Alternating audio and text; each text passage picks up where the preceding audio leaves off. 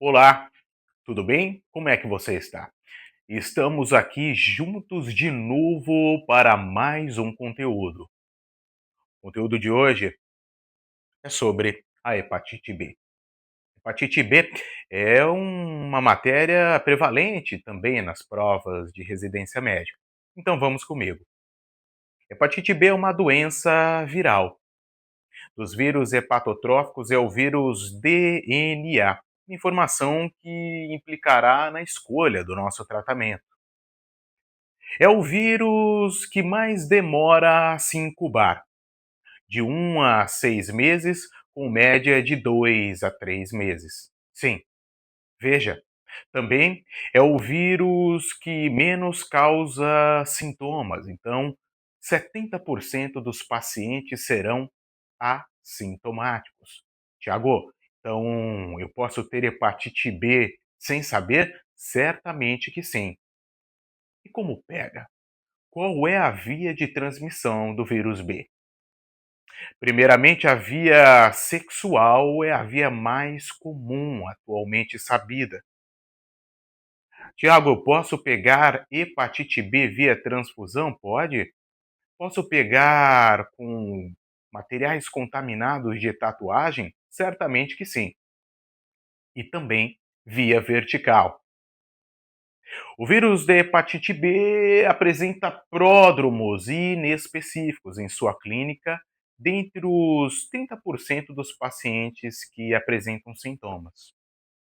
Mas o achado laboratorial importante é o aumento de TGP maior do que o TGO, estimando média de valores acima de 1.000 unidades. Dos sintomas mais específicos daqueles pacientes que costumam ter uma certa evolução são sintomas e sinais típicos, como icterícia, acolia. Em relação ao quadro laboratorial, pacientes que apresentam alterações da função hepática, como o alargamento do INR acima de 1,5, a presença de ascite, presença de encefalopatia hepática, devem se enquadrar em pacientes com hepatite B em sua forma grave. É isso mesmo. Tiago, esses pacientes eles podem cronificar? Sim, eles podem cronificar. Embora que a minoria desses pacientes cronifiquem, por volta de 1 a 5%. A hepatite B crônica deve ser conceituada na presença da doença por mais de 6 meses. Bem, Tiago, e então se eu cronificar, o que eu faço e como que eu vou saber que eu sou um paciente crônico ou não? Na propedêutica laboratorial da hepatite B, encontraremos diversos marcadores, os quais são temas corriqueiramente cobrados nos testes de residência médica. Vamos a ele? Bom, o primeiro é eu encontrar o vírus no meu corpo. Vai ser caracterizada a presença viral pelo marcador antigênico HBsAg. Sim, HBsAg é o antígeno da superfície viral. Então lembre, S de antígeno de superfície. A presença do HBsAg confirma que este paciente tem hepatite B. Então, Tiago, é o primeiro marcador a positivar? Certamente que sim. O HBsAg será o primeiro marcador a se positivar. É como uma pessoa que você encontra na rua. Você primeiro verá a sua superfície. Você a conhecerá e depois você entenderá como funciona o seu coração. É por isso que o próximo antígeno que aprenderemos agora é o HBC. Sim, C de coração. C de cor viral. Veja, o core é caracterizado por uma proteína do núcleo viral. Sim, E é ele que nos estimará se eu tenho uma doença aguda ou crônica. Portanto, a HBC apresentar-se-á como a presença de um anticorpo anti-HBC, IgM ou IgG. Anti-HBC IgM positivo me dá a certeza de que eu tenho uma infecção agudizada.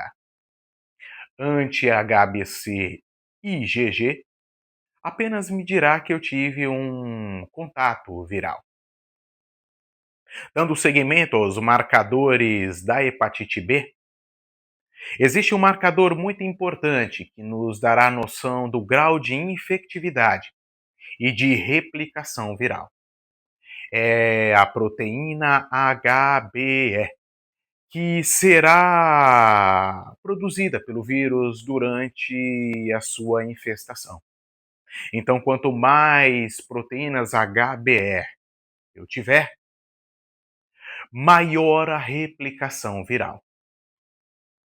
Bom, Tiago, então o vírus ele tem uma superfície que é reconhecida pelo HBsAg, ele tem uma proteína do core nuclear reconhecida também pelo corpo, e ele também tem uma proteína produzida externamente na circulação pelo vírus? Sim.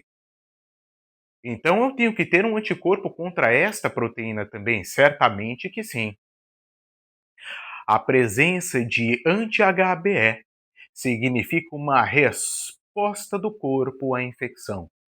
Toda vez que eu tenho, então, anti-HBE positivo, significa que eu tenho o fim da replicação viral.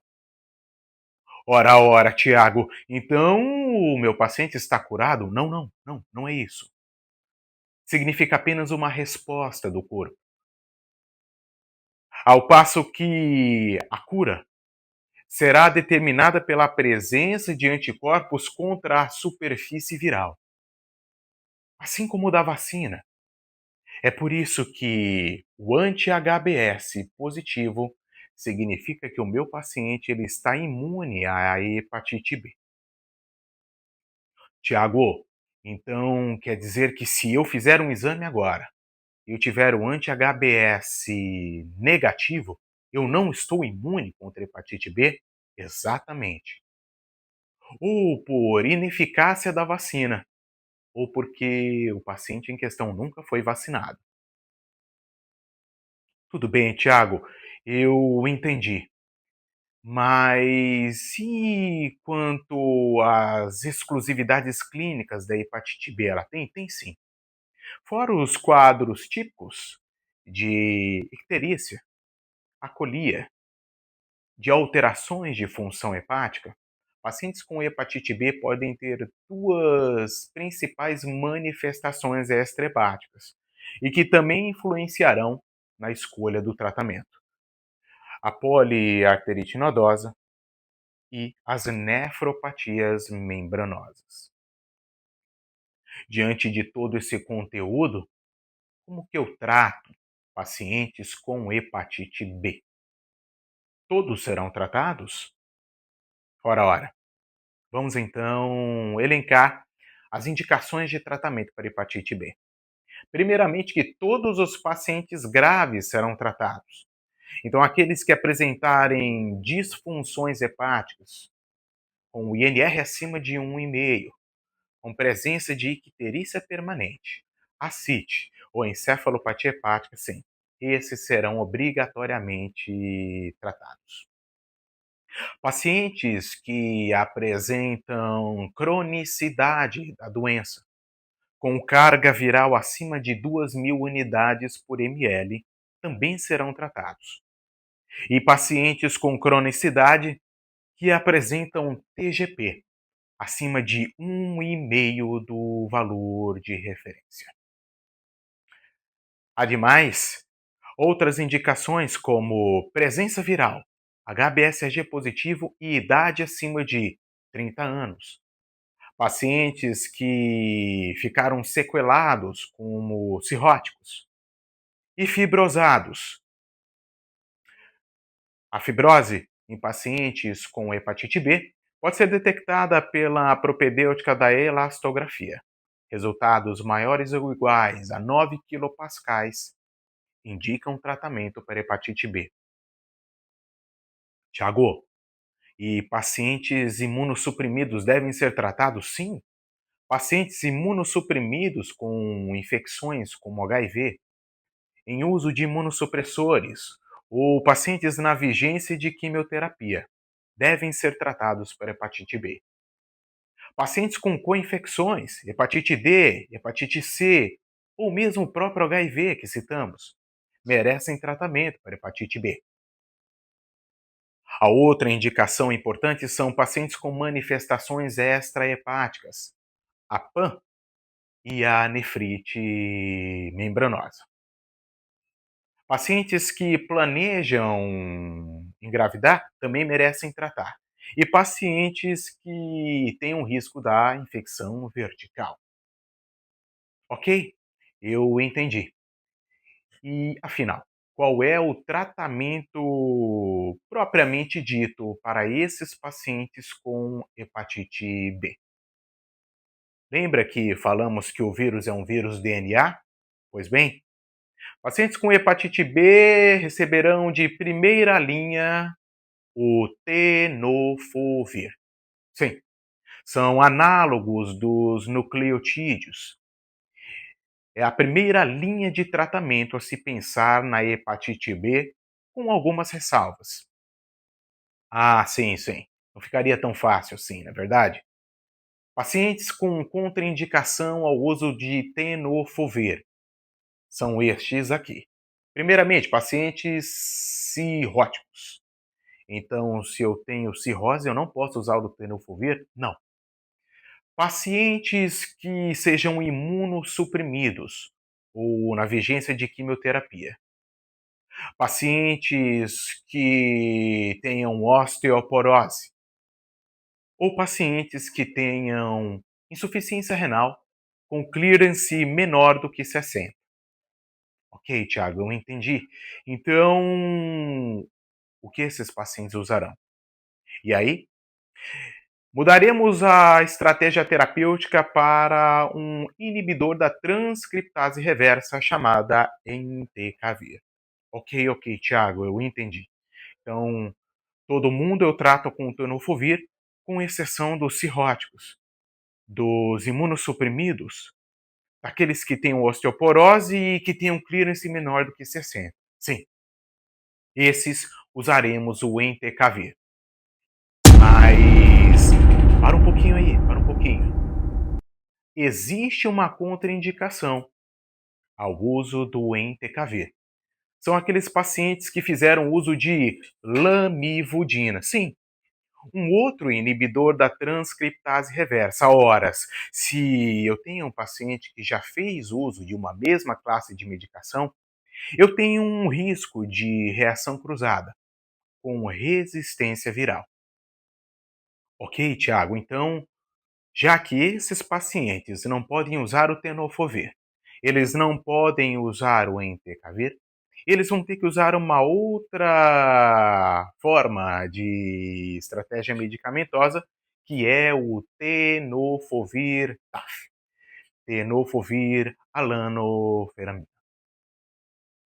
O tenofovir TAF, ele necessita de menores concentrações e melhores efeitos para esses pacientes. A ressalva do TAF é quanto à duração do tratamento. É isso que a prova vai te pegar. Tiago, como assim? Pacientes cirróticos usarão o TAF continuamente para o resto da vida.